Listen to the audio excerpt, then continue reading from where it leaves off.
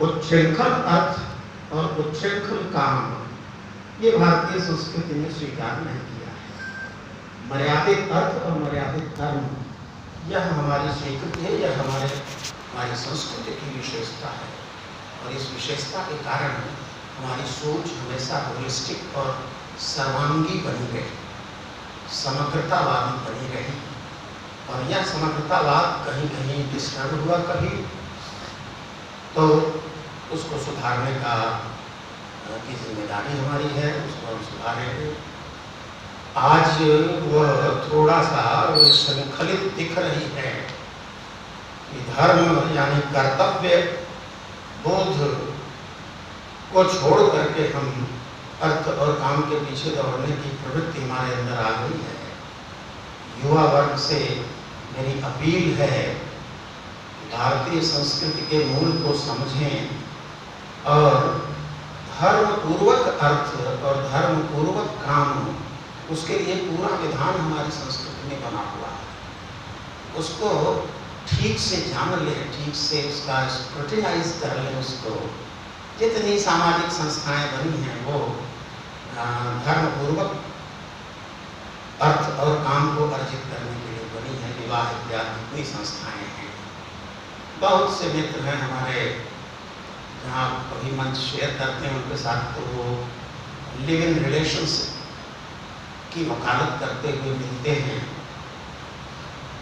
हमने कहा कि हम आपको रोक नहीं सकते, इसकी वकालत आप करेंगे, लेकिन मनुष्य के जीवन और पशु के जीवन में अंतर बनाए रखिए। हम मनुष्य का जीवन नहीं, पशु का जीवन हमारा न होने पाए, इसे ध्यान में रखना पड़ेगा।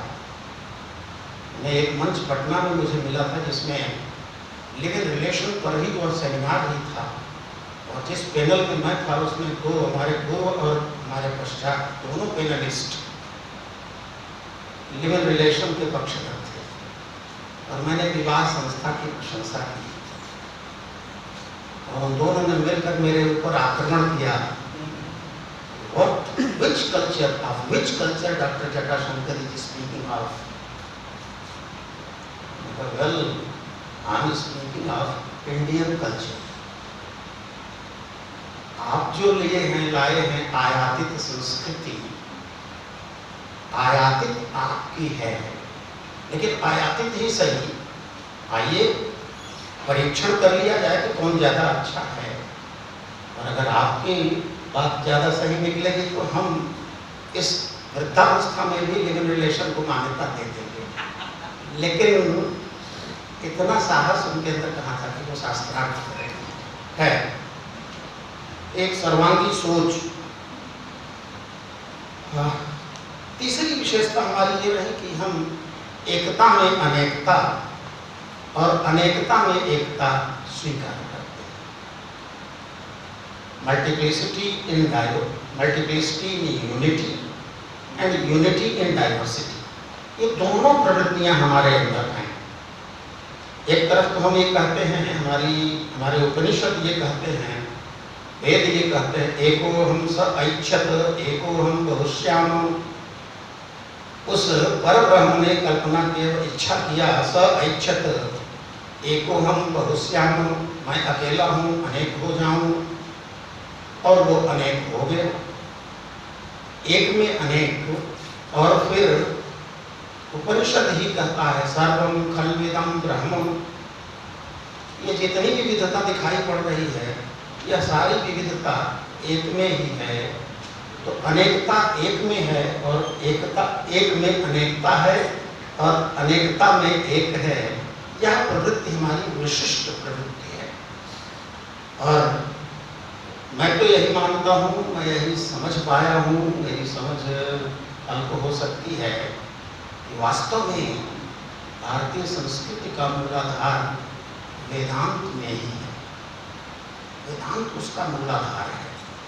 आचार्य शंकर ने शारीरक भाष्य में अनेक बार यह कम से कम 4-6 बार हमने देखा, 4-6 बार उसमें यह उन्होंने उल्लेख किया है, मनुस्मृतिस्तु महौषधम, कि मनुस्मृति तो महाऔषधि है। लोक जीवन के लिए मनुस्मृति को फॉलो करिए, उसमें सब बताया गया है। व्यवहारे भाट्टनयः मनुस्मृतिस्तु महौषधम। तो लोक जीवन को जीने के लिए कहाँ कहाँ आप जाएं, कुमारिल भट्ट को देखिए, मनुस्मृति को देखिए, आपको भारतीय संस्कृति के सम्यक पालन के लिए निर्देश वहाँ वहाँ मिलता रहेगा। तो मेरे कहने का अभिप्राय केवल इतना कि हम एकता में अनेकता और अनेकता में एकता, इन दोनों दृष्टियों को मानते हैं। हम केवल एनालिसिस पर नहीं, एनालिसिस के साथ साथ सिंथेसिस पर भी जोर देते हैं। एक से अनेक ये एनालिसिस एनालिटिक मेथड है, आज की मेथडोलॉजी की बात अगर करें, और फिर अनेक को सिंथेसाइज करके हमने एक में कन्वर्ट कर दिया।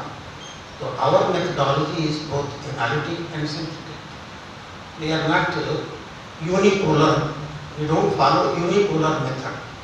Our methodology is bipolar. We have both the ends, analysis and synthesis.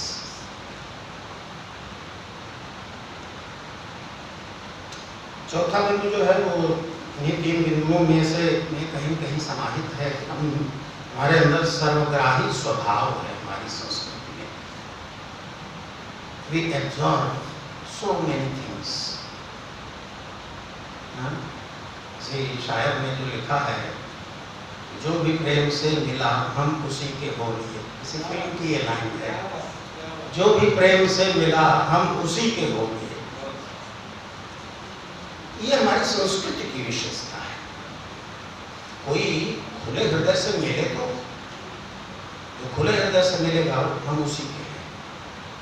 और यह केवल हम मनुष्य या हमारे शायर ही नहीं कह रहे, हमारे भगवान ने भी यही कहा, यो यथा माम प्रपद्यन्ते तांस तथैव भजाम्यहम्।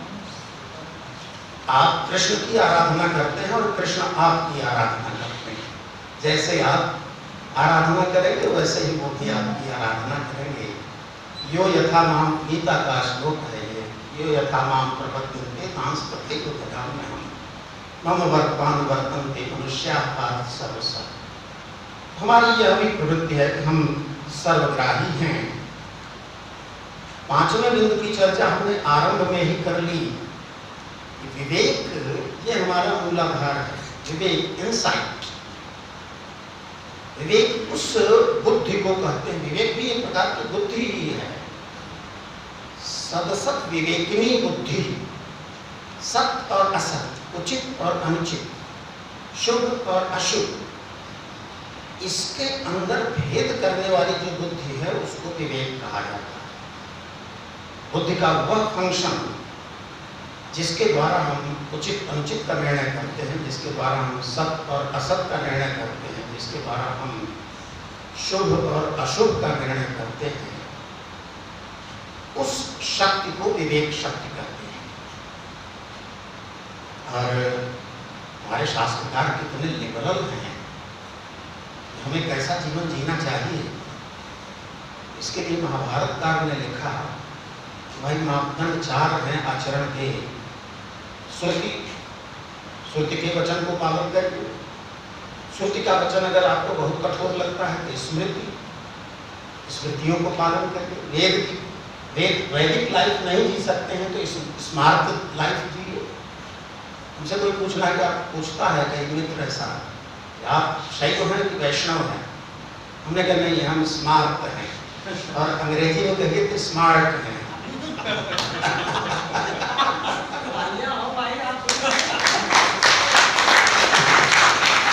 हम स्मार्ट है, स्मृति के आधार पर अपने जीवन का निर्धारण करते हैं, क्योंकि वैदिक जीवन की पद्धति जीने का सहूर नहीं है हमारे पास, इसलिए हम स्मृति को फॉलो करते हैं। लेकिन और आगे छूट है।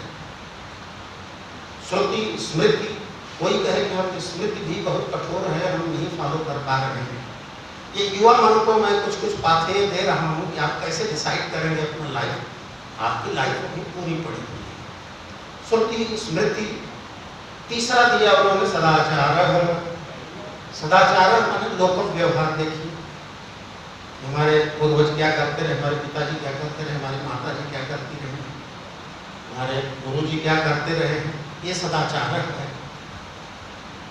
श्रुति स्मृति सदाचार। और अगर कोई बहुत मान लीजिए कमजोर है, मॉरली वीक है, कि वो न श्रुति फॉलो कर पा रहा है, न स्मृति को फॉलो कर पा रहा है। गुरु जी भी, हमारे भी गुरु जी बड़े कठोर अनुशासन के व्यक्ति थे, मैं उतना अनुशासित नहीं हूँ।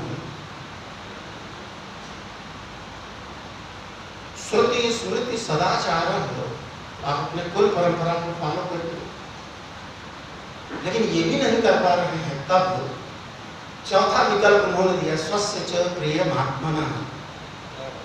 चौथी बात यह है कि तब आप वह करिए जो आपके लिए कल्याणकारी है। और आपके लिए क्या कल्याणकारी है, इसको आप विवेक शक्ति से ही जान सकते हैं। तात्कालिक रूप से कोई चीज हो सकता है लगे हमको कि ये बड़ा आकर्षक है, लेकिन अपने विवेक बुद्धि का प्रयोग करके देखिए कि वह जो सुखद लग रहा है वह नहीं, ऐसा तो नहीं, क्षण तो सुख है। लम्हों ने खता की थी, सदियों ने सजा पाई। कहीं ऐसा तो नहीं है कि एक क्षण के सुख के लिए हम सदियों को अपने खराब कर रहे हैं। ये स्वस्य च प्रियमात्मनः, यह बोध हमें होना चाहिए, हमारे लिए कल्याणकारी क्या है। ये हमारा विवेक शक्ति, विवेक बुद्धि के महत्व को हम स्वीकार करते हैं। यह हमारे मूलाधार का एक महत्वपूर्ण तत्व है, संस्कृति के मूल आधार का एक महत्वपूर्ण तथ्य है।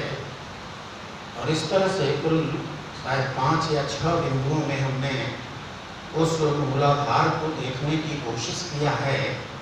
और मैंने ये कहा कि मूलाधार चक्र से सहस्रार चक्र की जो यात्रा है, उसके लिए बड़ी साधना की आवश्यकता पड़ती है। तंत्र विद्या में उसकी साधना सिखाई जाती है। मैं मूलाधार की चर्चा इसलिए कर रहा हूँ आपसे, आप अपनी कुंडलिनी जागृत करिए और सहस्रार चक्र में जो पहुँच जाता है उसको अनंत आनंद मिलता है। उस अनंत आनंद की ओर आप बढ़े। और खास करके मैं जो मंचासीन विद्वज्जन हैं उनको सिखाने लायक मैं नहीं हूँ, लेकिन जो हमारे सम्मुख बैठे हुए हैं 2-3 लोग तो मेरे विद्यार्थी ही हैं, मेरे जो तो बाकी भी विद्यार्थी हमारे उतने ही प्रिय हैं जितने हमारे अपने विद्यार्थी हैं। मैं ये संदेश आप सबके लिए दे रहा हूँ, भारतीय संस्कृत के मूलाधार में प्रविष्ट करने की कोशिश करिए, प्रवेश करिए, उसमें आपको अनमोल रतन मिलेगा और अनंत आनंद मिलेगा। यह आश्वासन मैं दे रहा हूँ। बहुत बहुत धन्यवाद।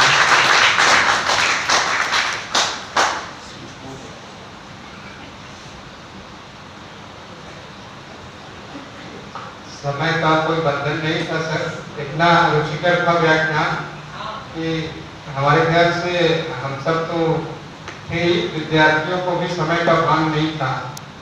तो बहुत